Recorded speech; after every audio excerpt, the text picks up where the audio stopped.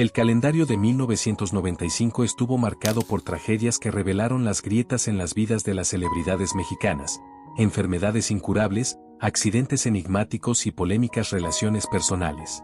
Freddy Fernández, conocido como El Pichi, falleció el 10 de mayo de 1995, a los 61 años, tras una dura batalla contra el cáncer de esófago, una enfermedad que definió los últimos años de su vida. A pesar de someterse a tratamientos médicos, su salud se deterioró rápidamente, agravada por una infección bucal que derivó en sepsis debido a su sistema inmunológico debilitado. Este desenlace conmocionó al público mexicano, que lo recordaba como un ícono de la época de oro del cine nacional. Sus restos descansan en el hogar de su hijo, Alfredo Fernández, quien mantiene viva la memoria de su padre. El diagnóstico de cáncer llegó a mediados de los años 90, obligándolo a retirarse definitivamente del medio artístico. Aunque intentó mantenerse activo, incluso grabando su última película, La Negra Tomasa, en 1993, su cuerpo ya no resistía. La enfermedad no solo impactó su calidad de vida, sino que también lo alejó de los escenarios donde tanto brilló. Su muerte, ocurrida un día antes de su aniversario de bodas con Beatriz Cornejo, dejó un vacío en la industria y entre sus admiradores. En su vida privada, Freddy fue un hombre sencillo y hogareño. Se casó con Beatriz en 1959, con quien tuvo un hijo, Alfredo Fernández Jr. A pesar de su éxito, siempre se mantuvo humilde, disfrutando de las cosas simples de la vida, como pasar tiempo con su familia en su hogar de la colonia Nápoles, en la Ciudad de México. Freddy era conocido por su calidez humana y generosidad, cualidades que lo hicieron querido tanto por sus colegas como por el público. La trágica muerte de Eduardo Mata, reconocido director de orquesta mexicano, ocurrió el 4 de enero de 1995 mientras pilotaba su propia avioneta, una Piper Aerostar. Mata despegó de Cuernavaca con destino a Dallas, pero poco después del despegue, una falla en uno de los motores lo obligó a intentar un aterrizaje de emergencia. Lamentablemente, la aeronave se estrelló, causando su fallecimiento y el de su acompañante. Francisco Charro Abitia falleció el 29 de junio de 1995, a los 80 años, debido a un paro cardíaco tras una vida llena de presentaciones y éxitos. Sus últimos días estuvieron marcados por enfermedades cardiovasculares y complicaciones derivadas de la aterosclerosis, que lo alejaron progresivamente de los escenarios. Su fallecimiento ocurrió en los brazos de su esposa, María Teresa Sáez, quien fue su mayor apoyo y representante durante gran parte de su carrera. Aunque su funeral fue discreto, contó con la presencia de figuras del ámbito musical y admiradores que recordaron su legado con emotivas interpretaciones. En sus últimos años, Abitia enfrentó un deterioro en su salud y episodios como la pérdida de memoria, que afectaron su vida personal y profesional. Un momento significativo fue cuando olvidó la letra de su emblemática canción, Máquina 501, en un programa, siendo su esposa quien lo ayudó discretamente. A pesar de estos desafíos, su espíritu y talento lo mantuvieron como una figura entrañable para el público. Su retiro definitivo de los escenarios estuvo acompañado de un incremento en problemas de salud que requirieron constantes hospitalizaciones. En su vida personal destacó su relación con María Teresa, quien no solo fue su compañera, sino también su representante. Juntos formaron un equipo sólido que dejó una huella tanto en su carrera como en la industria musical. Charro Abitia fue un ícono de la música ranchera y un representante de la cultura mexicana. Su carrera comenzó en los escenarios de Ciudad Juárez y lo llevó a convertirse en una de las figuras más relevantes del género. Grabó casi 30 discos, participó en más de 20 películas y dejó un legado que aún es recordado con admiración.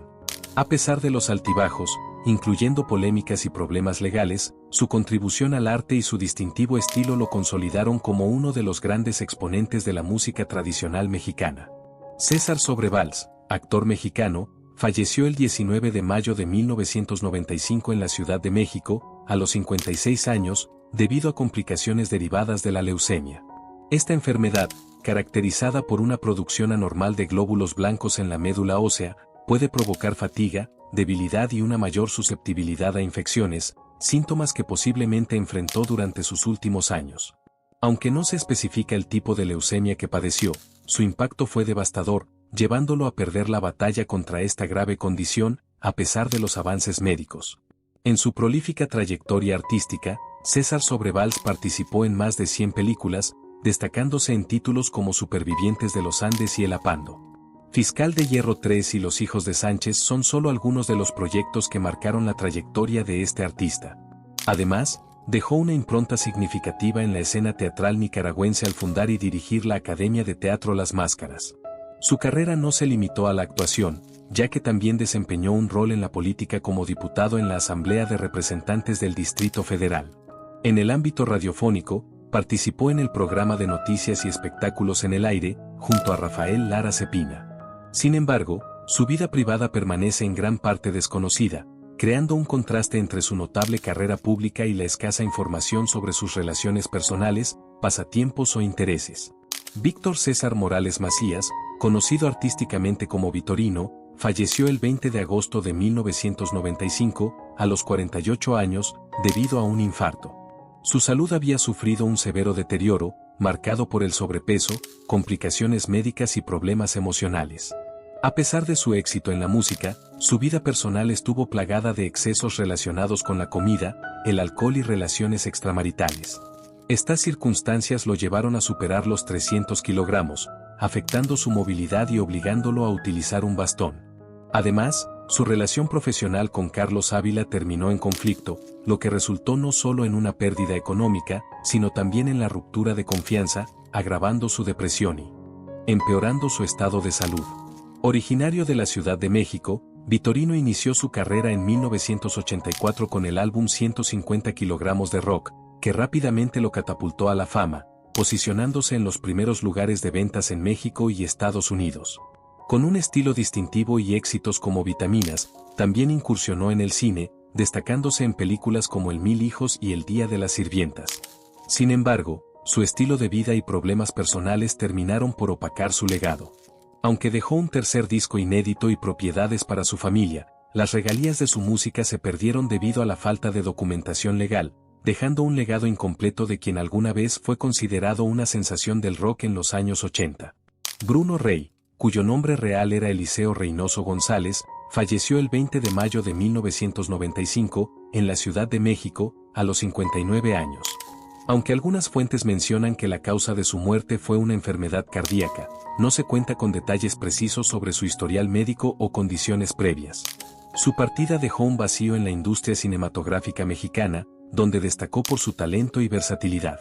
Nacido el 11 de julio de 1935 en Tlaquepaque, Jalisco, Bruno Rey participó en películas emblemáticas como Pedro Páramo 1977, en la que interpretó a un personaje clave en la adaptación de la obra de Juan Rulfo, Cuartelazo 1977, una representación histórica de la Revolución Mexicana, y Misterio en las Bermudas 1979, que demostró su capacidad para abordar diversos géneros cinematográficos. Estas actuaciones lo consolidaron como uno de los actores más destacados de su época. Estuvo casado con María de Jesús Gutiérrez Carvajal. Víctor Manuel Mendoza falleció el 19 de julio de 1995, a los 81 años, en un hospital de la Ciudad de México, tras complicaciones derivadas de una neumonía. El actor había contraído un resfriado mientras descansaba en su casa en Cuautla, Morelos, que, debido a su avanzada edad, evolucionó hasta poner en riesgo su vida. Su muerte marcó el final de una destacada carrera en el cine mexicano, donde se le recordará como una figura clave de la época de oro. En su vida privada, Víctor Manuel Mendoza mantuvo una postura reservada. Estuvo casado con María del Villar, con quien tuvo una hija, Yasmín Mendoza. A pesar de su discreción, surgieron rumores durante la filmación de la película Le Gay 1953 sobre una relación cercana con la actriz francesa Michelle Morgan, alimentando especulaciones sobre un posible romance. Sin embargo, estas versiones nunca fueron confirmadas. Abel García falleció el 21 de octubre de 1995 en Cuernavaca, Morelos, a los 78 años, tras enfrentar complicaciones derivadas de la enfermedad de Alzheimer. Su partida marcó el final de una carrera prolífica y polifacética en el cine mexicano. Nacido el 24 de septiembre de 1917 en la Ciudad de México, Abel Salazar debutó en el cine en 1941 con La Casa del Rencor y participó en más de 70 películas a lo largo de su trayectoria. Es especialmente recordado por su papel en El Vampiro 1957, una obra pionera del cine de terror mexicano. Además de su faceta como actor, incursionó con éxito en la producción y dirección cinematográfica, dejando un legado trascendental en la industria fílmica nacional. Abel Salazar tuvo 3 matrimonios. Su primera esposa fue Alicia Cárdenas, hija del expresidente Lázaro Cárdenas, con quien tuvo 2 hijos. En 1958 se casó con la actriz Gloria Marín, aunque esta unión terminó en divorcio en 1960. Más tarde contrajo matrimonio con Rosita Arenas, con quien tuvo una hija, Rosa Salazar Arenas, quien continuó el legado artístico de la familia. El 4 de septiembre de 1995, Gerardo Emmer fue encontrado sin vida en un apartamento mientras protagonizaba su primer papel principal en la telenovela La Paloma. Inicialmente, se informó que su muerte fue causada por intoxicación debido a una fuga de gas butano mientras dormía, pero con el tiempo surgieron dudas y teorías que apuntaban a un posible crimen pasional encubierto por Televisa para evitar escándalos. Según versiones no confirmadas, su deceso pudo haber estado relacionado con una relación con una persona casada de gran influencia en la industria, lo que generó especulaciones sobre una conspiración para ocultar el caso. Las investigaciones revelaron lesiones en su cuerpo que contradecían la versión inicial, dejando su fallecimiento envuelto en un misterio aún no resuelto. A pesar de su corta carrera, Emmer dejó una huella en la televisión y el cine mexicano, debutando en La Sonrisa del Diablo y participando en producciones como Corazón Salvaje, Prisionera de Amor y la película Hombres de Acero. Su gran oportunidad llegó con La Paloma, donde compartió créditos con Mariana Levy. Tony Carvajal, cuyo nombre completo era José Antonio Carvajal Flores, falleció el 4 de octubre de 1995 en la Ciudad de México, a los 74 años, víctima de enfisema pulmonar. En sus últimos años también enfrentó la enfermedad de Alzheimer, lo que marcó un final doloroso para una vida llena de éxitos y versatilidad artística. Sus restos descansan en el Panteón Español, dejando un legado significativo en el mundo del espectáculo. Nacido el 20 de agosto de 1921 en la Ciudad de México, Carvajal provenía de una familia profundamente influenciada por las artes. Su madre, Carmen Flores de la Torre, cantante y actriz, tuvo un impacto decisivo en su formación cultural. A lo largo de su vida, Carvajal se destacó como un hombre polifacético, torero, bailarín, campeón ecuestre, futbolista e ingeniero de sonido, además de actor, director, letrista y compositor. Participó en producciones icónicas de la época de oro del cine mexicano, como Dancing Salón de Baile y La Gitana Blanca, además de telenovelas como Milagro y Magia y Sueño de Amor. También dejó su marca como pionero en la industria del doblaje y como fundador de la televisión independiente de México, TIN. En su vida personal, contrajo matrimonio en 1946 con Lucille Henderson, con quien tuvo 2 hijos, María Marta y Antonio. Claudio Brock, cuyo nombre completo era Claude Sidney Brock Nat, falleció el 18 de octubre de 1995 en la Ciudad de México, a los 68 años, víctima de cáncer de estómago. Su fallecimiento marcó el final de una ilustre carrera artística que abarcó cine, televisión y teatro. Nacido el 28 de agosto de 1927 en la Ciudad de México, Brock participó en más de 100 producciones y fue reconocido por sus colaboraciones con el director Luis Buñuel en películas icónicas como El Ángel Exterminador 1962 y Simón del Desierto 1965. Su talento le valió 2 premios Ariel, Mejor Actor por Memoriales Perdidos 1985 y Mejor Actor de Cuadro por Esperanza 1988. Estuvo casado en 3 ocasiones, primero con la actriz española Mercedes Pascual, luego con Eugenia Avendaño y finalmente con Alicia Bonet. Estela Inda, nacida como María de la Soledad García Corona, falleció el 7 de diciembre de 1995 en la Ciudad de México, a los 78 años. Nacida el 28 de junio de 1917 en Pátzcuaro, Michoacán, inició su carrera cinematográfica en 1934 con un pequeño papel en La Mujer del Puerto. Participó en más de 20 películas, entre las que destacan Los Olvidados 1950, de Luis Buñuel, donde interpretó a la madre de Pedro, y El Rebozo de Soledad 1952, consolidándose como una figura emblemática del cine mexicano. Además, incursionó en la danza folclórica al dirigir el grupo Estela Inda y su conjunto. En sus últimos años, se dedicó a la docencia, impartiendo clases de actuación en el IMBA y en varias regiones de México. George J. Lewis falleció el 8 de diciembre de 1995 en Rancho Santa Fe, California, a los 91 años, a causa de un accidente cerebrovascular. Su muerte marcó el fin de una extensa y variada carrera artística que abarcó desde el cine mudo hasta las producciones televisivas de mediados del siglo XX. Nacido el 10 de diciembre de 1903 en Guadalajara, Jalisco, México, Lewis inició su carrera en la década de 1920, destacándose en series de Participó en cortometrajes de Universal Pictures, como The Colleague. Su bilingüismo le permitió adaptarse con éxito al cine sonoro, interpretando personajes de diversas etnias y orígenes a lo largo de su carrera.